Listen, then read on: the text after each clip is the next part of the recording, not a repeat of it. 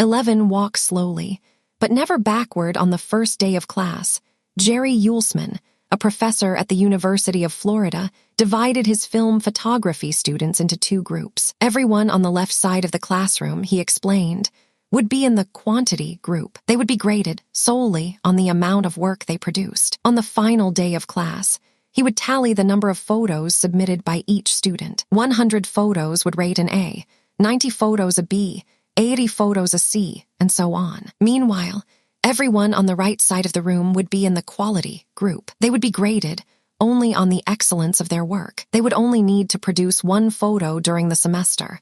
But to get an A, it had to be a nearly perfect image. At the end of the term, he was surprised to find that all the best photos were produced by the quantity group. During the semester, these students were busy taking photos, experimenting with composition and lighting, testing out various methods in the darkroom, and learning from their mistakes. In the process of creating hundreds of photos, they honed their skills. Meanwhile, the quality group sat around speculating about perfection. In the end, they had little to show for their efforts other than unverified theories and 1 mediocre photo.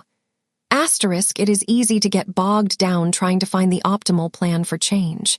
The fastest way to lose weight, the best program to build muscle, the perfect idea for a side hustle. We are so focused on figuring out the best approach that we never get around to taking action. As Voltaire once wrote, "The best is the enemy of the good."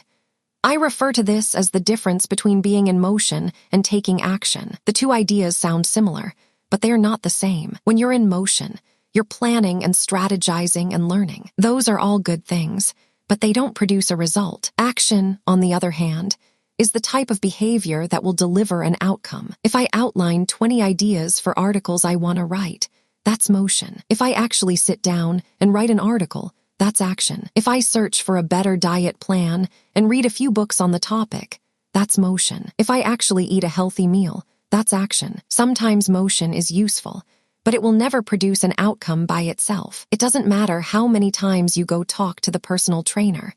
That motion will never get you in shape. Only the action of working out will get the result you're looking to achieve. If motion doesn't lead to results, why do we do it? Sometimes we do it because we actually need to plan or learn more. But more often than not, we do it because motion allows us to feel like we're making progress without running the risk of failure. Most of us are experts at avoiding criticism. It doesn't feel good to fail or to be judged publicly.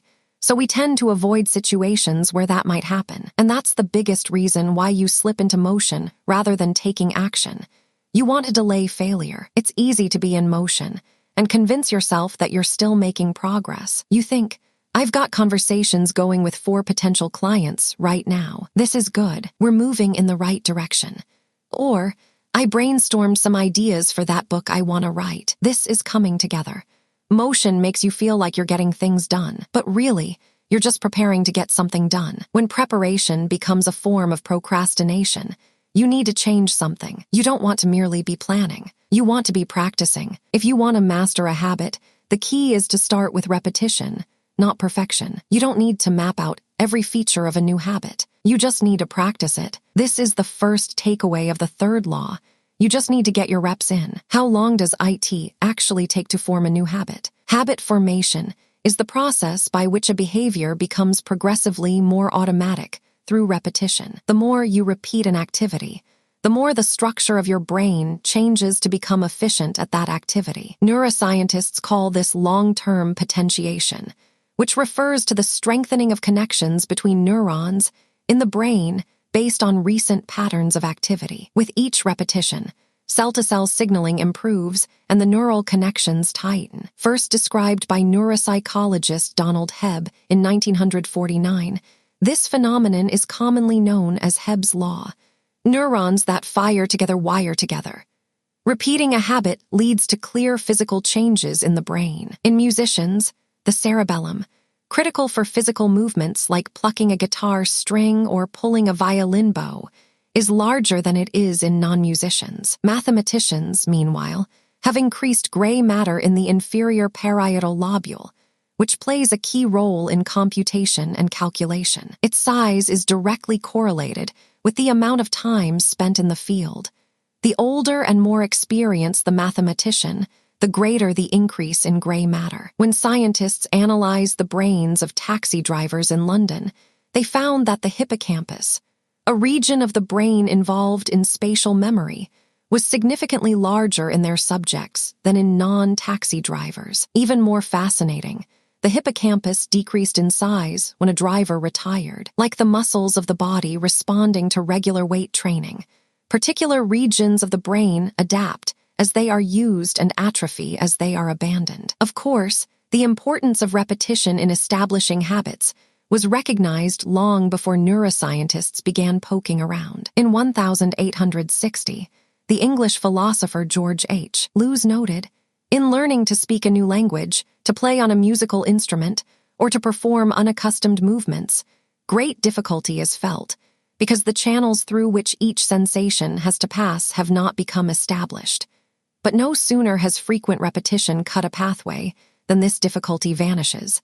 The actions become so automatic that they can be performed while the mind is otherwise engaged." Both common sense and scientific evidence agree. Repetition is a form of change. Each time you repeat an action, you are activating a particular neural circuit associated with that habit. This means that simply putting in your reps is one of the most critical steps you can take to encoding a new habit. It is why the students who took tons of photos improved their skills, while those who merely theorized about perfect photos did not. One group engaged in active practice, the other in passive learning. One in action, the other in motion. All habits follow a similar trajectory from effortful practice to automatic behavior, a process known as automaticity. Automaticity is the ability to perform a behavior without thinking about each step, which occurs when the non-conscious mind takes over. It looks something like this. The habit line, figure 11. In the beginning, point A, a habit requires a good deal of effort and concentration to perform. After a few repetitions, point B, it gets easier, but still requires some conscious attention. With enough practice, point C, the habit becomes more automatic than conscious. Beyond this threshold, the habit line, the behavior can be done more or less without thinking. A new habit has been formed. On the following page, you'll see what it looks like when researchers track the level of automaticity for an actual habit, like walking for 10 minutes each day. The shape of these charts, which scientists call learning curves, reveals an important truth about behavior change. Habits form based on frequency, not time. Walking 10 minutes per day, figure 12. This graph shows someone who built the habit of walking for 10 minutes after breakfast each day. Notice that as the repetitions increase, so does automaticity, until the behavior is as easy and automatic as it can be. One of the most common questions I hear is, how long does it take to build a new habit? But what people really should be asking is, how many does it take to form a new habit? That is, how many repetitions are required to make a habit automatic? There is nothing magical about time passing with regard to habit formation. It doesn't matter if it's been 21 days or 30 days or 300 days. What matters is the rate at which you perform the behavior. You could do something twice in 30 days or 200 times. It's the frequency that makes the difference. Your current habits have been internalized over the course of hundreds, if not thousands, of repetitions. New habits require the same level of frequency. You need to string together enough successful attempts until the behavior is firmly embedded in your mind and you cross the habit line. In practice, it doesn't really matter how long it takes for a habit to become automatic. What matters is that you take the actions you need to take to make progress. Whether an action is fully automatic is of less importance. To build a habit, you need to practice it, and the most effective way to make practice happen is to adhere to the third law of behavior change. Make it easy. The chapters that follow will show you how to do exactly that. Chapter summary: the third law of behavior change is make it easy. The most effective form of learning is practice, not planning. Focus on taking action, not being in motion. Habit formation is the process by which a behavior becomes progressively more automatic through repetition. The amount of time you have been performing a habit is not as important as the number of times you have performed it.